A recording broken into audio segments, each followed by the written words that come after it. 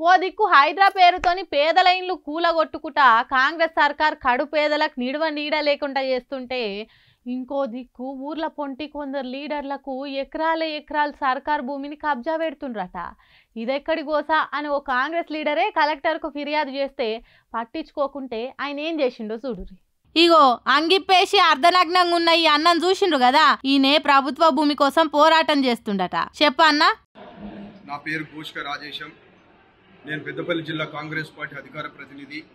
అది ఓదల మండలం మడక గ్రామానికి సంబంధించి ప్రభుత్వ భూమి దురాక్రమణకు గురైందని కలెక్టర్ గారికి ఎన్నోసార్లు ఫిర్యాదు చేయడం జరిగింది, పెద్దపల్లి జిల్లా కలెక్టర్ గారికి. కానీ వారు పట్టించుకోలేదు. ఆ క్రమంలో మేము రెవెన్యూ మినిస్టర్ గారికి ఫిర్యాదు చేయడం జరిగింది. వారు ఆదేశాలను జారీ చేశారు. వారి ఆదేశాల అనుసారం జిల్లా కలెక్టర్ గారు ఓదల మండల రెవెన్యూ సిబ్బంది సర్వేయర్ ద్వారా పోలీసు వ్యవస్థ ద్వారా అక్కడ నిర్ధారించారు. 10 ఎకరాలు, సుమారు 10 ఎకరాల భూమి అక్కడ దురాక్రమణకు గురైంది అనేటువంటి నిర్ధారించారు. అక్కడ హద్దురాలు అదే క్రమంలో సర్వేయర్ గిట్ట ఎంఆర్ఓ వారి ఆధ్వర్యంలో హద్దురాలను ఏర్పాటు చేసి కనీలు పాతడం జరిగింది.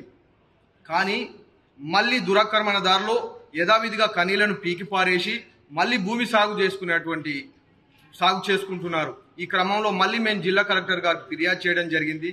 అయినా కూడా వారు నిర్లక్ష్యం వహించారు.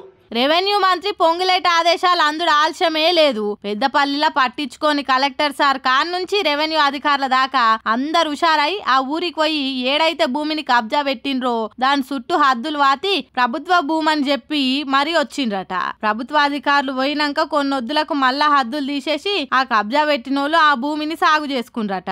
కాంగ్రెస్ సర్కార్ వచ్చుడేమో గాని కబ్జా రాయిళ్లకు బుగులు భయం అన్నది లేకుండా ప్రభుత్వ భూములని కబ్జా పెట్టి కాంగ్రెస్ లీడర్లే కలెక్టర్లకు కంప్లైంట్ ఇచ్చే కాడికి పోతుంది. ఇదేనా ప్రజాపాలన అంటే? ఏమో రేవంత్ రెడ్డికే తెలవాలిగా అనుకుంటా మాట్లాడుకుంటుర్రట. వద్దు, మద్యం దాగకుండ్రి. ఒకవేళ 31st కదా అని తాగినా బండ్లు వేసుకొని హైదరాబాద్లో రోడ్ల మీదకి రాకుండ్రి అని పోలీసులు సంటి పోరగాన్లకు చెప్పినా కానీ కొందరు మందు బాబులు రక్షక భట్ల మాటలు లెక్క చేయకుండా మద్యం దాగిండ్రు. తాగినోళ్ళు ఊకుంటారా? బండ్లు నడిపిండ్రు. పోలీసులకు దొరికినాక ఎట్లా చేస్తుండ్రో చూడురి. 31st దావతేమో గాని పోలీసులకు మాత్రం నడి జాము రాత్రి చల్లటి చల్లిలో కూడా బగబగమండే ఒక్క సూర్యుని కాదు 100 మంది సూర్యులను చూసినంత బరాబర్ అయిపోయిందట. ఏమన్నా పరిచయం చేసిండ్రా? డిసెంబర్ 31 తారీఖు నాడు పోలీసులకు వచ్చిన కష్టం పగోనికి ఏ పాలోనికి కూడా రావద్దు.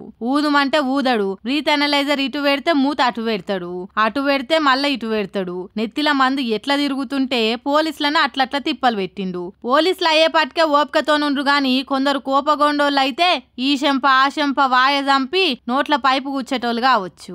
నేను గీడనే దుకాణం పెట్టుకొని నడుపుకుంటా. నా ముంగట్నే దినాం డ్రంక్ అండ్ డ్రైవ్ టెస్టులు చేస్తుంటారు. నేను ఎప్పుడు కూడా తాగిపోను. ఈ ఒక్కనాడే అది 31st కదా అని తాగిన.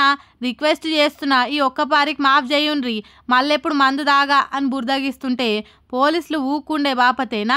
తెల్లారు లేస్తే ఇసొంటోళ్ళని ఎంతమందిని చూసుంటారు. ఇసొంటి కథలు ఇని వాళ్ళ చెవులు షిల్లులు పడ్డట్టే అయిపోయాయి. ఎంత అన్నా గాని ఈయనకుంటా ఆఖరికైనా పైపు పెట్టిండట. ఎంతమంది తాగిండో పాయింట్లు చూసిండ్రట. గట్లుంది ఒక్కొక్కల కథ 31st దావత్ నాడు. ఏం చేస్తాం ఇక.